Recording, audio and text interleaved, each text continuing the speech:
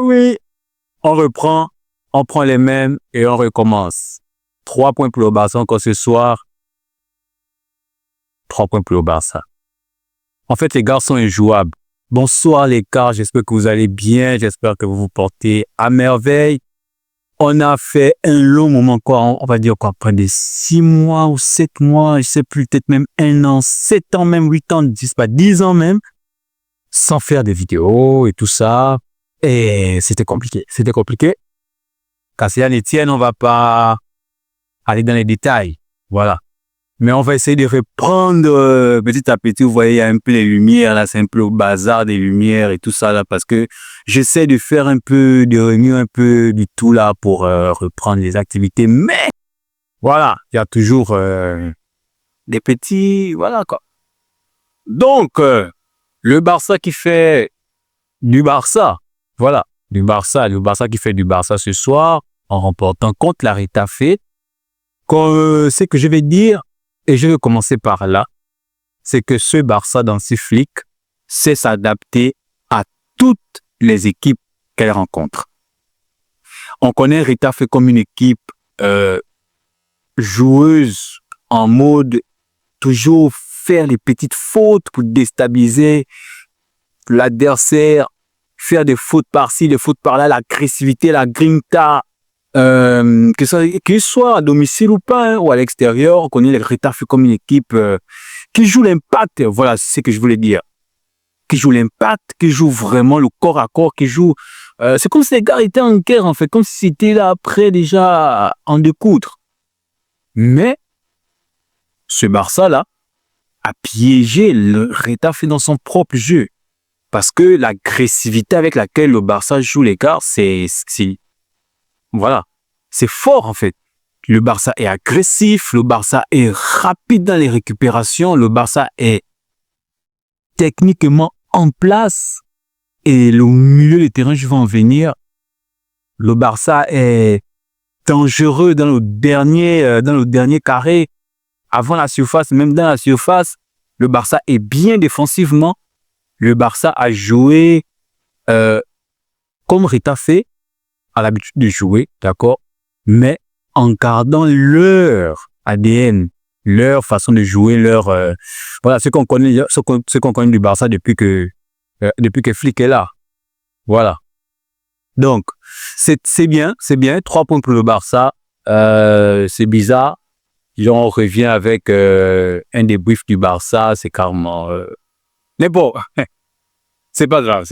C'est toujours bien d'apprécier l'ennemi, voilà. C'est toujours bien d'apprécier l'ennemi voilà, c'est le football. Et nous, on n'est pas là pour les fanatiques, les gens qui parlent du football en mode débat, c'est ci, c'est là, Barça, Real, oui, c'est pas les trucs d'avant où, voilà, quand on était jeune, on faisait des débats inutiles. Là, on parle objectif, on parle du football, on débriefe, on prend du plaisir au football. Voilà, on prend du plaisir. Vous voyez ça, c'est ce maillot du Real. Hein. Pas parce qu'il n'y a pas le logo là. Voilà. Mais vous en faites pas, le décor s'est placé petit à petit. J'aimais particulièrement le Barça dans son intensité, l'intensité qu'ils ont mis dans le jeu. Et déjà en Ligue des Champions contre Newcastle, ils ont fait la même chose. Ils ont gardé le ballon. Ils ont mis des impacts quand il fallait. Ils ont pressé sérieusement contre une équipe de Première Ligue. Et c'est appréciable. Voilà, c'est le football qu'on veut voir. C'est vrai qu'aujourd'hui, le football est un peu plus tactique, un peu plus... Mais le Barça combine, à mon avis, c'est mon avis, je peux toujours me tromper, le Barça combine tactique et talent. Parce que quand tu as un Pedri en milieu de terrain, tu as De Jong. Et aujourd'hui, avec Olmo, c'est fort en fait. Je ne vois pas comment l'adversaire pourra leur ravir le ballon. Parce que Pedri, c'est le conservateur en chef, l'organisateur en chef, le contrôle. En fait, c'est lui qui donne le tempo à la rencontre. Comment dire? Je vais dire comment il s'appelle. Mais j'oublie même leur nom, tellement leur victoire m'énerve. De Jong, voilà, je vais dire De Jong. De Jong, conservateur aussi. Et toujours en train de regarder il se tourne un peu. Vous voyez quand Busquets jouait, tu vois, il a le ballon, se contrôle, la tête est toujours levée et le corps a déjà tourné pour chercher là où il va mettre la passe. Un peu les trucs comme ça. Et Olmo, c'est du Olmo. Voilà, toujours aussi offensif, aussi conservateur aussi. Le milieu du terrain du Barça est propre. Propre. Voilà pourquoi j'ai dit le Barça combine tactique et talent. Parce que rien qu'au milieu du terrain, on peut voir déjà les talents qu'il y a, qui se développent, qui sont développés, comment dire, au milieu du terrain. Et quand on part sur le côté, il n'y a pas Lamine Yamal, il n'y a pas Lamine Yamal, il n'y a pas les gars. Mais le Barça ne fait que gagner. Donc, le Barça n'est pas dépendant de Yamal. Le Barça, qui manque un joueur ou pas, ça joue. Ça joue au foot, ça joue au football. Et c'est ce qui est bien. Les Madrilènes, là, il faut regarder les choses. C'est pas, Vinicius n'est pas en forme, on ne marque pas les buts. Mbappé n'est pas en forme, ça on ne marque pas. Et c'est pas, Rodrigo n'est pas là, on ne marque pas. Il n'y a pas Bellingham au milieu du terrain, ça ne va pas. Pourtant, tous les jours, vous entraînez, bah, je sais pas, l'instant, je ne vais pas parler du Real Madrid. Alors, on se concentre sur le Barça, c'est l'ennemi, on se concentre d'abord sur eux et on aura le temps. Voilà. J'ai commencé en milieu de terrain parce que c'est le milieu de terrain qui m'a plus impressionné, qui m'impressionne beaucoup plus encore au Barça. Maintenant, revenons d'abord en défense et depuis les cages même. Juan Garcia, les gars, moi, je l'ai négligé, hein. Quand le Barça l'a pris et l'a remis titulaire au détriment de Ter Stegen, bien qu'il y a leur conflit et tout ça, je vais pas en parler. Et Sensi, moi, je peux Sensi, voilà, vous connaissez le Polonais. Donc, Juan Garcia, titulaire au détriment de ces deux tauliers, moi, je me suis dit qu'est-ce que le Barça n'est pas en train de faire une erreur. Mais je dis, on dirait qu'Hansi Flick a un truc, hein. Il prend un joueur, à chaque fois qu'il prend un joueur, un nouveau joueur, il bonifie ce joueur-là. Je ne sais pas si lui, il a joué à tous les postes dans sa vie, mais bon, bref. Mais, c'est encore un clean sheet pour lui aujourd'hui, en championnat, et c'est bien franchement, et même pas la Champions League. C'est fois qu'il n'a pas trop de travail à faire, la défense est en place, la défense est joueuse, mais il sauve. Il joue sérieusement. Il fait des parades importantes, il garde sa cage inviolée au moment où il le faut. Il me rappelle beaucoup Keylor Navas. Tu vois ce genre de gardien qui il n'attend pas sur sa ligne, tu vois, et même sur sa ligne, il est propre. Et quand il sort, il est propre aussi. Tu vois, pas trop d'erreurs et c'est le genre avec beaucoup de vivacité. C'est pas qu'il est parti, hein, vous voyez un peu. Il il est parti, tu vois. Donc, j'aime bien ce gardien pour le Barça. J'aime bien ce gardien. J'espère que contre le Real, il va se planter, il va faire des bourdes et puis laisser les ballons passer. Voilà. C'est pas contre le Real, il va venir faire les parades. Voilà. De toute façon, je compte sur mes joueurs pour mettre des tirs depuis 7 kilomètres. Voilà, donc, en défense, on avait qui? On avait Eric Garcia Christensen, désolé, voilà, accepté parce que moi j'ai problème avec les S. Gérard Martin, on avait Gérard Martin à gauche et Koundé à droite, comme d'hab. Voilà. Et puis Koundé, je vais revenir sur Koundé, hein. Tout à l'heure, je vais revenir sur Koundé. Vite fait, bien fait. En milieu des terrains, j'avais déjà cité, voilà, les meilleurs, en fait, à leur poste actuellement, il sait pas. Bon, à part le PSG qui peut rivaliser avec eux, et Liverpool aussi, hein, parce que Liverpool aussi a un bon milieu de terrain.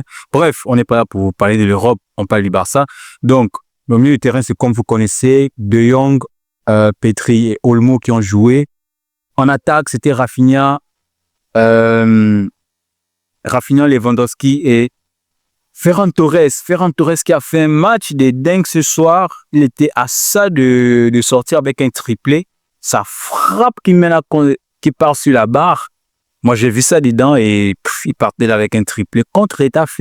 Et déjà, même un doublé, c'est déjà une bonne chose. Donc, on va revenir rapidement sur la défense. J'ai trouvé la défense vraiment bien en place, vraiment joueuse, comme d'habitude, en fait. Toujours avec leur... c'est vrai qu'aujourd'hui, je n'ai pas trop vu le piège du hors-jeu. Ils étaient plus dans on défend ensemble, on attaque ensemble et les défenseurs étaient vraiment propres. Et venons-en à Koundé. Koundé, tu as mangé quoi, Koundé? Pourquoi tu es aussi bon, mon frère? Parce que le match que Koundé te sort en Ligue des Champions, les gars, je ne sais pas pourquoi beaucoup n'en parlent pas, mais Koundé, il est fort. Koundé sort des matchs des dingues actuellement. Il est fort, sachant que c'est un peu, il était défenseur central, d'accord? Il était défenseur central, il s'est reconverti au Barça en latéral droit et il est bon. C'est vrai qu'il y a eu des Daniel Alves au Barça, il y a eu des, je sais plus qui, mais franchement, Koundé joue très bien. Il joue très bien et il apporte beaucoup au Barça. Offensivement, défensivement, il est propre. Voilà. Eric Garcia, qui était plutôt dans l'ombre de Inigo Martinez la saison dernière, il prouve qu'il est bon, il prouve qu'il est, il est digne de confiance. Christensen qui ne joue pas beaucoup. Et on s'est fait clamer pour ce match. Il n'y a pas eu d'Alaoro en début de match titulaire.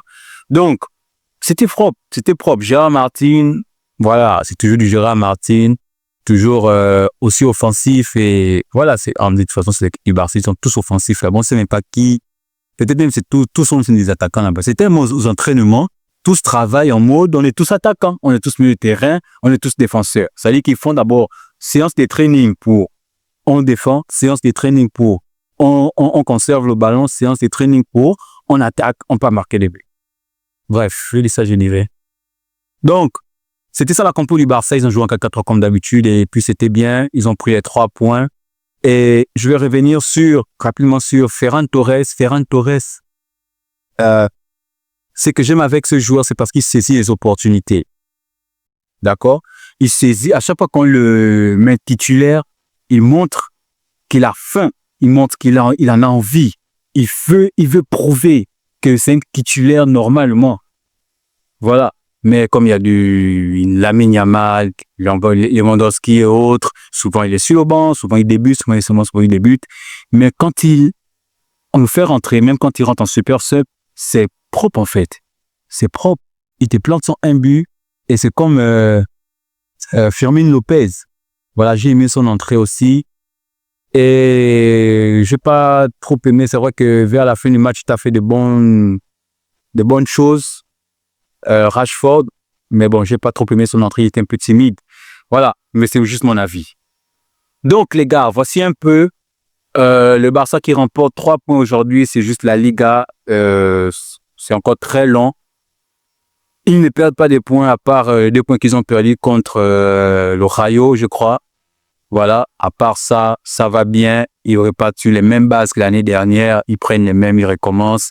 Ils mettent les 6 buts, ils mettent les 3 buts, les 3-0, les 6-0 et tout. Et ça continue comme ça. Le Barça est toujours le Barça. Hansi Flick est toujours Hansi Flick. Il gagne toujours. Il est toujours là. Tout se passe toujours pour le mieux pour lui. On ne sait pas quand est-ce qu'ils vont tomber, mais on attend.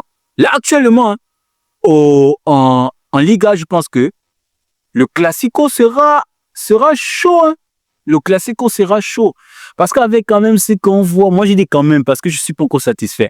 Avec ce qu'on voit déjà au Real Madrid et tout ça là, et le Barça qui est déjà, voilà, c'est le Xavi Ball et tout ça, un Flick Ball et tout ça. Donc, bro, en tout cas, on attend voir. Mais franchement, pour l'instant, je vais pas d'abord qu'il y ait les Classicos, si on peut même repousser ça comme le Classico français qui a repoussé. Aujourd'hui, là, peut-être c'est pas dans 6 mois ou bien dans 1 an même. On joue les Classicos dans 1 an. Ça allait faire du bien. Au moins, Xavi a le temps parce que le Real contre le Barça, c'est souvent, vous êtes là, vous montez. Et quand on affronte le Barça, c'est défaite et après, direct. Voilà, les gars. Bon retour à nous sur la chaîne. Je compte sur vous. Je compte sur nous pour vous abonner, liker, partager la chaîne et puis laisser le petit commentaire. Ça fait toujours du bien. Le petit pouce bleu. C'est pour le bien de la chaîne et le référencement de la vidéo. Donc, dites-moi ce que j'ai oublié, ce dont je n'ai pas parlé. C'était un beau match du Barça qui a pris qui a piégé Retafe et qui a joué le jeu des Retafe, mais en étant le Barça. Voilà, ils ont joué Retafe, mais en étant le Barça. Voilà. Donc, j'espère que vous comprenez. On se voit à la prochaine pour la Ligue des Champions et les autres matchs qu'il va avoir. On se capte, les gars. Portez-vous bien et on est là. Voilà. Bye.